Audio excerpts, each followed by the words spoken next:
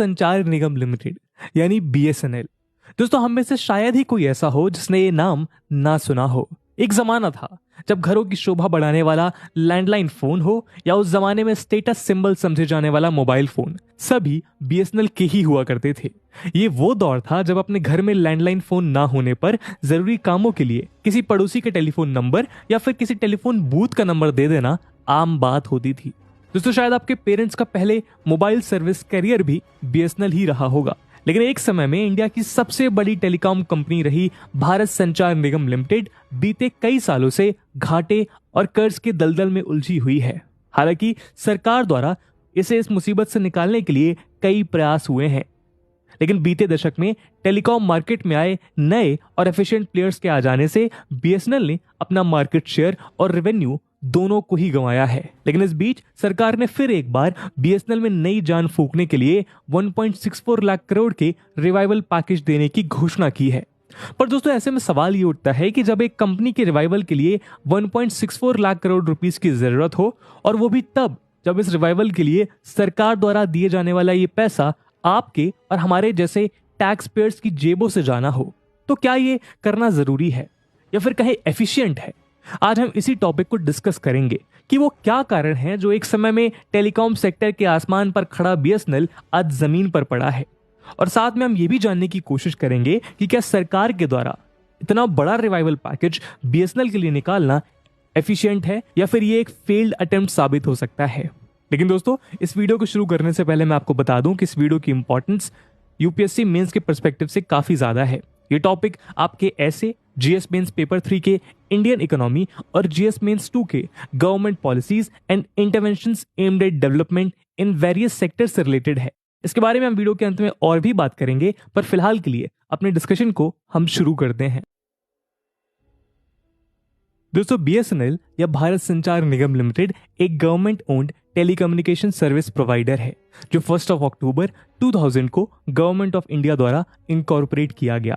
ये ministry of communication के department of telecommunication के डायरेक्ट ओनरशिप में है, और इसके top official Indian communication finance service cadre के ऑफिसर या इंडियन टेलीकम्युनिकेशन सर्विस कैडर के सेंट्रल गवर्नमेंट इंजीनियर होते हैं।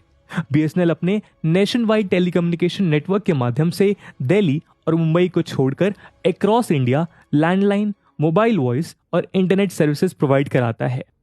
हम आपकी जानकारी के लिए बता दें कि दिल्ली और मुंबई में टेलीकॉम सर्विसेज प्रोवाइड कराने की जिम्मेदारी महानगर टेलीफोन निगम लिमिटेड या एमटीएनएल की है, जो बीएसएनएल की ही एक सब्सिडरी पीएसयू है।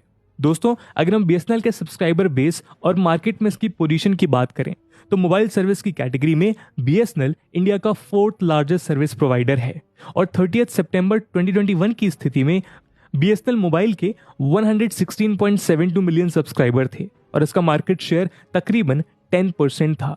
यही नहीं, अगर हम फिक्स्ड लैंडलाइन टेलीफोनी की कैटेगरी की बात करें तो इसमें बीएसएनएल इंडिया का बिगेस्ट सर्विस प्रोवाइडर है, और 28 फरवरी 2021 की स्थिति में इसके 9.55 मिलियन से ज्यादा कस्टमर्स और लगभग 47.20 मार्केट शेयर था।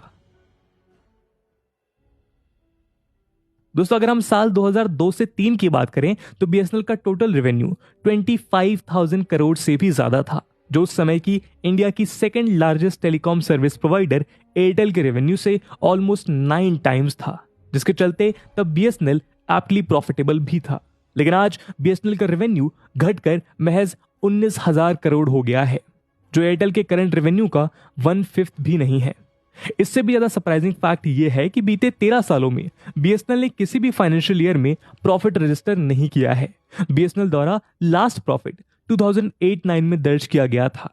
यही नहीं, जैसा कि minister of state for communication Devashish Chauhan ने मार्च 2022 में लोकसभा में दिए अपने रिटन रिप्लाई में बताया कि बीते 5 सालों में बीएसएनएल ने कुल 50,631 करोड़ रुपीस का घाटा दर्ज किया है। वहीं अगर हम द हिंदू में अगस्त 2022 में छपी एक रिपोर्ट की माने तो बीते 13 साल में बीएसएनएल का कुल घाटा 1.02 ट्रिलियन रुपीस है। साथ ही बीएसएनएल का सब्सक्राइबर बेस भी लगातार गिर रहा है। अगर हम टेलीकॉम सेक्टर के रेगुलेटर ट्राई द्वारा जारी अप्रैल 2022 का डेटा देखें तो हम पाएंगे कि इंडियन मार्केट के सबसे बड़े टेलीकॉम प्लेयर्स एयरटेल और जियो का सब्सक्राइबर बेस बीएसएनएल से 3 गुना ज्यादा है।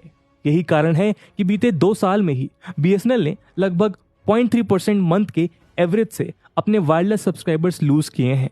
वहीं भारतीय एयरटेल और रिलायंस जियो ने मिलकर लगभग 0.43% पर मंथ के एवरेज से वायरलेस सब्सक्राइबर्स अर्न किए हैं।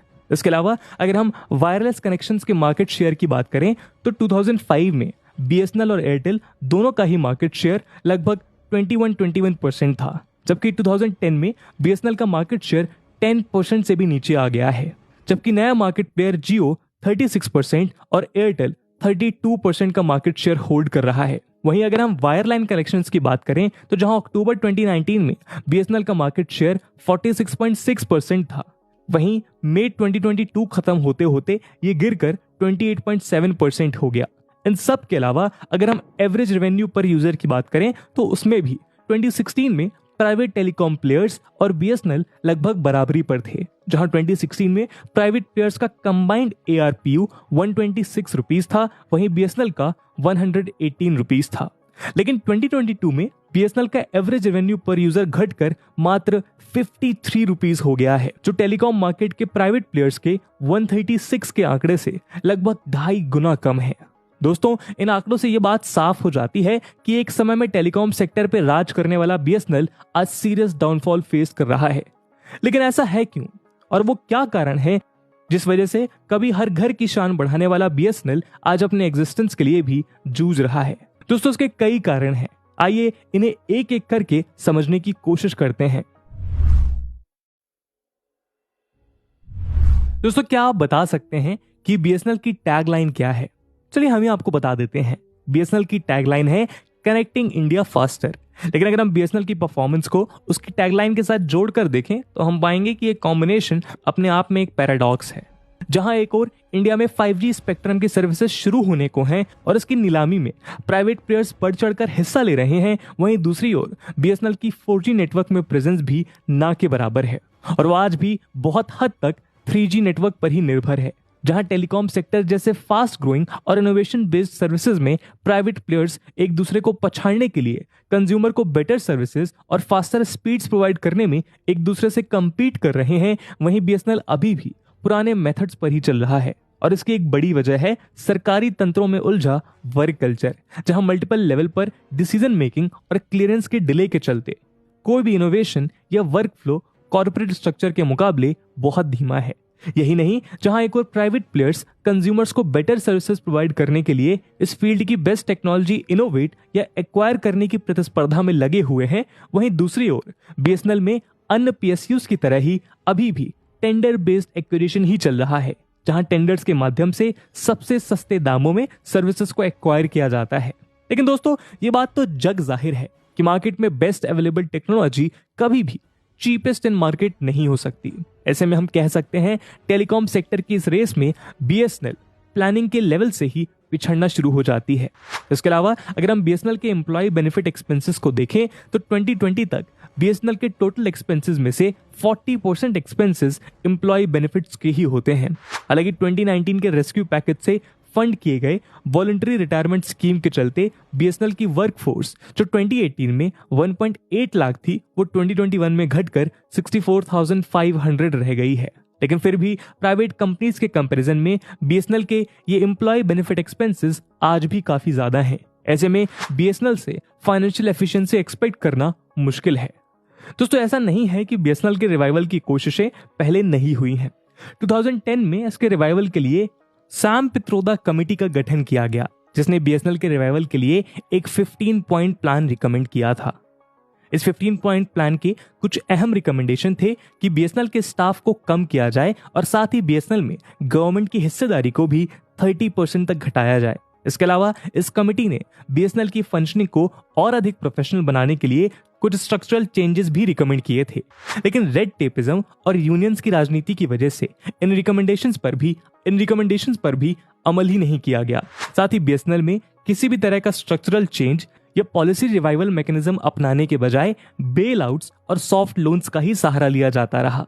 इसी सिलसिले में 2019 में भी बीएसएनएल को 70,000 करोड़ का रिवाइवल पैकेज प्रोवाइड किया गया था, जो एम्प्लॉयज की वॉलंटरी रिटायरमेंट स्कीम को फंड करने के अलावा एक प्रॉपर रिवाइवल स्ट्रेटजी के अभाव में अपना टारगेट अचीव करने में विफल रहा।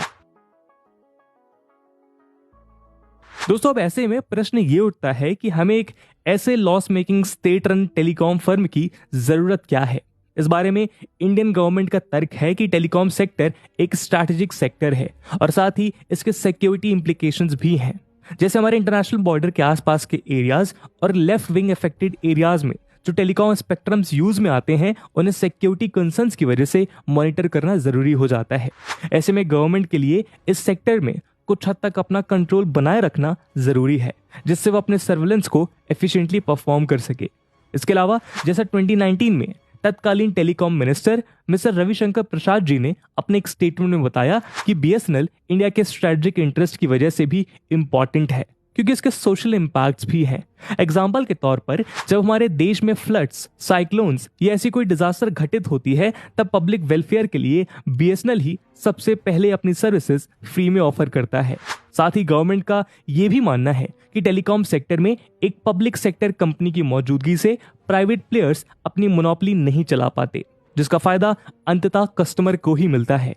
इसके अलावा बीएसएनएल ने इंडिया में टेली डेंसिटी बढ़ाने और टेलीकॉम सर्विसेज को रूरल एरियाज और दूर दराज के क्षेत्रों तक पहुंचाने में भी एक अहम किरदार निभाया है। हालांकि समय के साथ रूरल वायरलेस सेगमेंट में प्राइवेट प्लेयर्स ने बीएसएनएल को रिप्लेस जरूर किया है, लेकिन रूरल वायरलाइन सेगमेंट में बीएसएनएल अभी भी काफी हद तक अकेला सर्विस प्रोवाइडर है। इसके अलावा हाल के सालों में वायरलेस टेली डेंसिटी और ब्रॉडबैंड सब्सक्राइबर रेट के मामले में रूरल अर्बन गैप बढ़ता हुआ देखने को मिल रहा है। ऐसे में अपने सोशल ऑब्लिगेशन के चलते बीएसएनएल फिर से रूरल एरियाज में सर्विसेज प्रोवाइड करने की दिशा में प्रयासरत है, जबकि प्रॉफिट मार्जिन कम होने की वजह से प्राइवेट प्लेयर्स इससे किनारा करते हैं। दोस्तों इस 1.64 लाख के रिवाइवल पैकेज से सेंट्रल गवर्नमेंट की योजना है कि इसका उपयोग एग्जिस्टिंग सर्विसेज की क्वालिटी इंप्रूव करने और 4G सर्विसेज को रोल आउट करने के लिए किया जाएगा।